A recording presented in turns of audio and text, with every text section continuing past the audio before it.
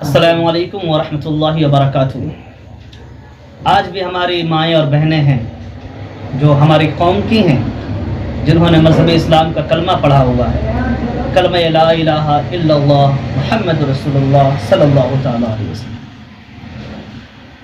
آج بھی یہ جو ہماری قوم کی عورتیں ہیں نا، انہیں آپ نے دیکھا ہوگا کہ وہ اپنے مانگ کو بھرا کرتی ہیں، مانگ میں سندور لگایا کرتی ہیں۔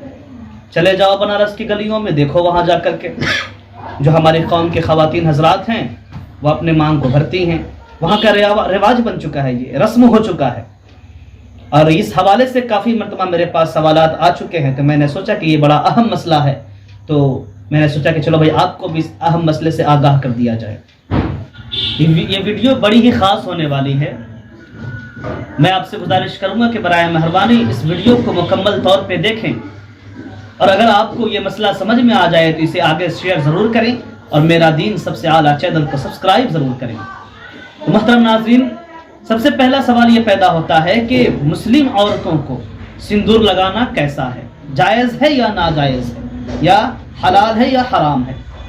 تو مسلم عورتوں کو سندور لگانا ناجائز و حرام ہے، اس لیے کہ یہ طریقہ غیر قوموں کا ہے۔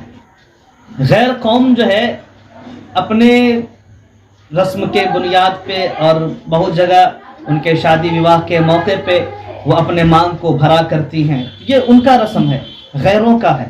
اور نبی پاک صلی اللہ تعالیٰ علیہ وسلم ارشاد فرماتے ہیں کہ جنہوں نے غیر قوم کی مشابہت اختیار کی وہ انہی میں سے ہے۔ تو جب ہم غیر قوم کی مشابہت کرتے ہیں، یعنی جو کام، یعنی جو عمل، جو فعل، جو کام غیروں کو پسند ہے، ہم بھی اسے پسند کرتے ہیں، اور ہم بھی اسی سوچ کے ساتھ اپنی زندگی کو گزارتے ہیں، اس بارے میں نبی پاک صلی اللہ تعالیٰ علیہ وسلم ارشاد فرماتے ہیں کہ کل قیامت کے دن بروز محشر جب میدان محشر قائم کی جائے گی، وہ انہی کے ساتھ اٹھایا جائے گا جو جس کی سوچ لے کر کے اپنی زندگی گزارے گا۔ اور حضور امجد علی اعظمی علیہ رحمہ جو اپنی کتاب بہار شریعت میں ارشاد فرماتے ہیں یہ سندور لگانے کے مسئلے میں کہ مسلم عورتوں کو سندور لگانا مسئلے میں ناجائز و حرام ہے، اور اس کی وجہ یہ ہے کہ یہ پانی بہنے سے مانے ہے، یعنی جو عورتیں سندور لگایا کرتی ہیں ان کا غسل نہیں ہوتا ہے۔